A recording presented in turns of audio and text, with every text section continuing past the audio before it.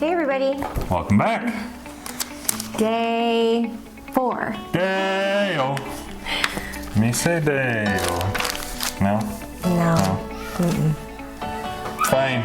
Day 4, Genesis. We're covering the creation account, the first things of the first of the year. Be sure to check back the previous videos to get the previous days. But we are 4 days into the account of creation. So without further ado, Miss Emily, would you like to start us off? We're in Genesis chapter 1, starting in verse 14. All right. Then God said, "Let there be lights in the firmament of the heavens to divide the day from the night, and let them be for signs and seasons and for days and years." Oh, I've been waiting for this day. Have you? Just a little. Couldn't tell. Today is the day. Okay, so the planets, and the lights, and the sun. Well, the sun and the moon, not quite yet. The sun and the moon. Almost, like those are a little down a couple verses. But that's yeah, all within it's the the day. basic, yes. So I think this is outer space, right? That's we're looking at. This is another part of the firmament, which we believe to be the second heaven. Right, and so maybe you can answer this. Why are these lights being created? To give light on the earth. I'm pretty sure it says that. It does say that. What else?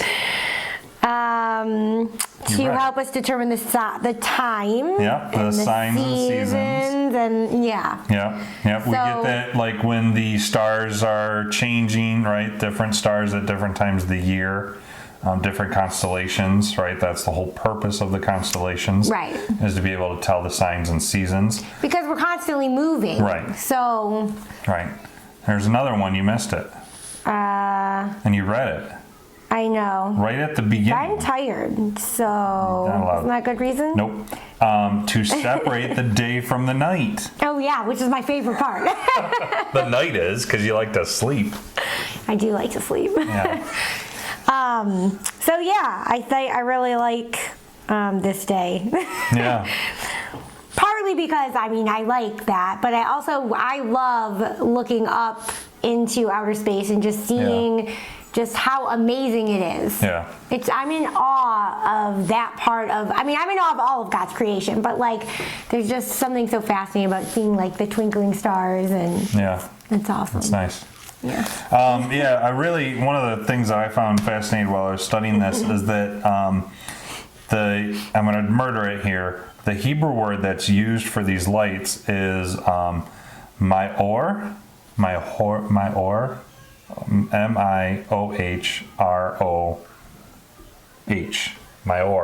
It's hard to whatever, but it's essentially lights that govern time. Right, that's what's being created here. Lights that govern time, so time that we see. It's so cool too that God knew that we were going to need time. Yeah. Right. Well, He created it on day 1, but like this is for us now. Right. This is for us. This is for humanity. He knew that we were going to need it. Right, but we're going to need it. And the light here that's being created, the lights in the heavens, the Miohr, is different than light that was mentioned in. Verse 3, right? The light that was in verse 3 was the mystery light, day OHR, 1, right? That I struggled with a little. It's OHR, which is just a light, a bright linear light. So it's really like 2 different types of light being created here. That one is the specific or light. This is Miohr, which is a light for time. Very neat. Yes, it is. You have any more thoughts? Not on this one, but I do have more, yes. So 15? Sure. Okay. And let them be for lights in the firmament of the heavens to give light on the earth, and it was so. So giving another reason as to what the purpose of these lights. Right. I love that when God is creating too, within all the days, there's always like he gives the reason. So like he creates, he says it was good, and then, but he explains, the purpose of whatever it is he's, right. I like that. That's really all I had on that one. Do you have any other thoughts on 15? You can go to 16 here. Then God made 2 great lights, the greater light to rule the day and the lesser light to rule the night. He made the stars also. So this was really interesting. Read that verse again, please. Okay. Then God made 2 great lights, the greater light to rule the day and lesser light to rule the night. He made the stars also. What don't you see here? What is missing? The planets? No. Like, are you talking outer space stuff? No, I'm not. What is missing in this verse? I don't know what you're getting at. The names. Oh, of the sun and the moon, you mean? Right. They're not named here. Because, all right, back to my whole shtick right now of looking at this from the pagan perspective. What did the pagans worship?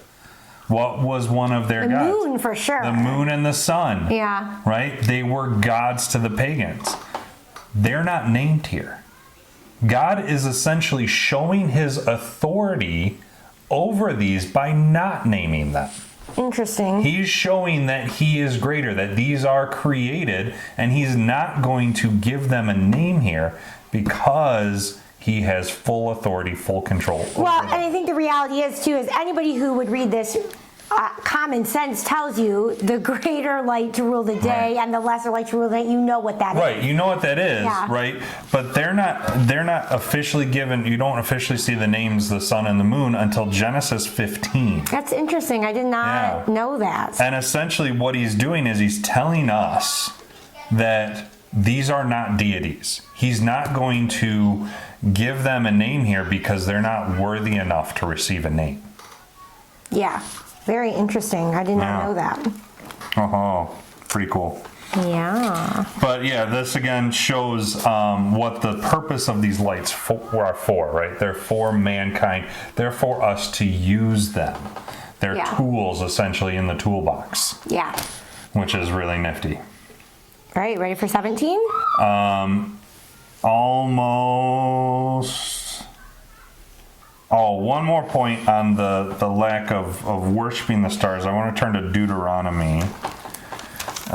Deuteronomy 4:19. Deuteronomy 4:19, and it says, "And beware lest you raise your eyes to heaven, and when you see the sun and the moon and the stars, all the hosts of heaven, you be drawn away and bowed down to them and serve them, things that the Lord your God has allotted to all the peoples under the whole earth." Right? This command here is a command for Israel to not worship the sun and the moon like the pagans did. And why is that? Because God allotted them for all the people, right? Again, showing the purpose of the sun and the moon. The purpose of them is for the people, not for worship. Right. I like that. Yep. Now we're ready for 17. Now you can read verse 17. Yes, please. Okay. 17. God set them in the firmament of the heavens to give light on the earth. Oh, that's how small that one is. Yep. What I noted in this one was that it says that God set them. I just love the picture of that. God set them, right? Yeah. It's like, you know, how God holds the world in his hands. I just imagine it that, like, I know that's silly, but. It's like when my kids set a Lego fire pit for me to walk through every morning in my bedroom. Yeah, no. No? I mean, a little, but not in that context. No, but I love that idea that he set them, you know, in the firmament of the heavens. Yeah, it was, he knew what he was doing, and everything it was purposeful. It was also, it was logical. It made sense. Yep. I mean, just a little bit different, and, you know. Well, a little bit different, a little bit closer, and the earth would be on fire. Exactly. A little bit further back, and we'd be like Mars and freezing cold. Right. It just shows you how purposeful God was and how thoughtful he was within his creation. Yeah. Yeah, I really liked that, the imagery of the fact that he set them there. Yeah. I just think that was neat. So, Cool. You want to read 18? yes, I do. Brilliant. 18 says, and to rule over the day and over the night, and to divide the light from the darkness. And God saw that it was good. So what I pulled from this was that within these verses, still talking a lot about the division among the light and the dark. Yeah. Yeah. So just something to note, right? That he is still taking note that there's a division from the light and the dark. Right, and that actually really plays into the pagan and even today's New Age teachings. Right, so the pagan world and the New Age of today will say that the stars and the sun and the moon, they're signs that can direct your fate, right? Yeah. You've got a lot of astrologers, oh, what's your sign? What's your thing, right? I got to read there's a lot of people that will read their horoscopes before they walk out the door because they think that the stars can give them the answers. Mm-hmm. But that's not the case. Yeah. Right? Verse 18 makes it clear that they have one task, and that is to separate the day from the night, the light from the darkness. Yep. It's not to tell you what your future is. Sorry, I'm going to break that one up right there. Horoscopes do nothing. It's a lie from the devil himself. They can seem like they're answers, but if you're always looking for a red car, you're going to find a red car, right? I don't know how many times we've bought a car and now we see that car all over the place. Yeah, that's true.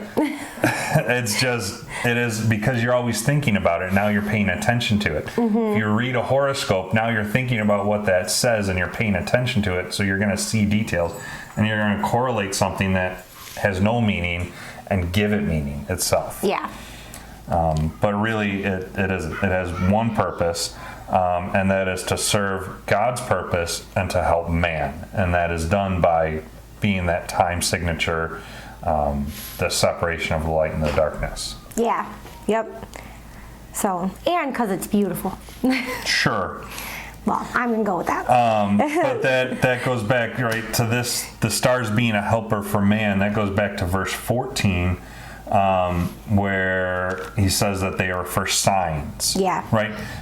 Some people would say, oh, signs. Well, there you're knocking on horoscopes there. The stars are signs. Wrong kind of signs. The word there that's used for signs is a word that means a beacon or a marker. Think of the North Star. The North Star is a sign that if you're following that direction, you're going north. Yeah. That's the sign that they're there for, to be functional. Again, a that tool in the toolbox. also makes sense within the context as well. Right. So. Right. And it's not to tell you your future. It's to be a tool that you can use. All right, you ready for 19? Yes. Okay, that says, so the evening and the morning were the fourth day. So finally we have the sun and the moon, and a normal, like in my mind, what a normal day would kind of look like. It's a normal day that we understand and yeah. see. So cool. That's the ends of day four. So we hope to see you again when we get to day 5 in a couple more days. Start reading it, start studying, create your own notes, and let us know if you have any questions. Yep. So we'll see you in the next one. Bye, guys. Bye.